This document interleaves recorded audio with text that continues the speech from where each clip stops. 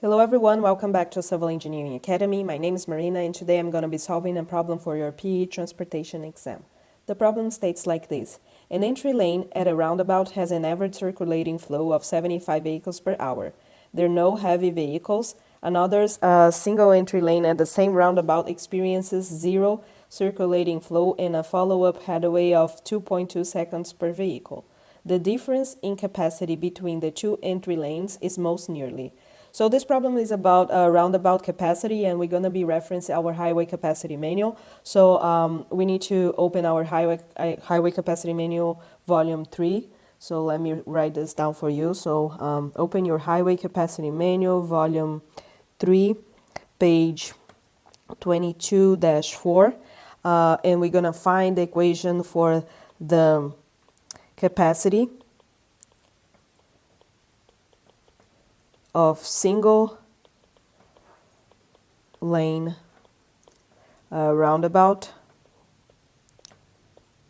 Okay, so the equations is equation 22-1, and says that the lane capacity for the roundabout is equal 1,380 times exponential to minus 1.02 times 10 to minus 3.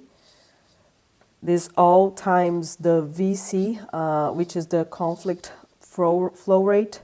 Okay, so basically we need to solve for the capacity.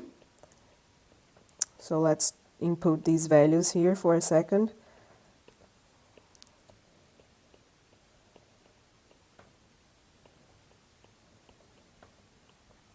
So our conflicting flow rate is 75 vehicles per hour. Okay, so let's solve for the capacity. We're going to see that our roundabout capacity is equal 1,278.36 passenger car per hour. And for the other entry, we know that in the second lane has a conflict flow of 0, so we can estimate. So for the second entry, we have that the flow is 0. The conflicting flow is 0. So basically we can estimate the capacity as utilizing the follow-up headway. So we know that we have 3,600 seconds in 1 hour, and our headway is 2.2 seconds per passenger car.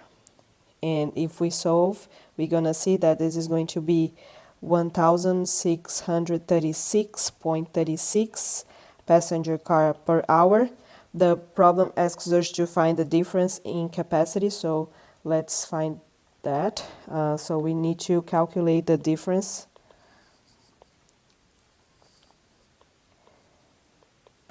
in capacity. So basically this is going to be 1,636.36 minus 1,278.36, and this will give us 358. And that gives us the correct answer as letter A. Alright, so this concludes this solution. I hope you learned a lot, and I see you next time.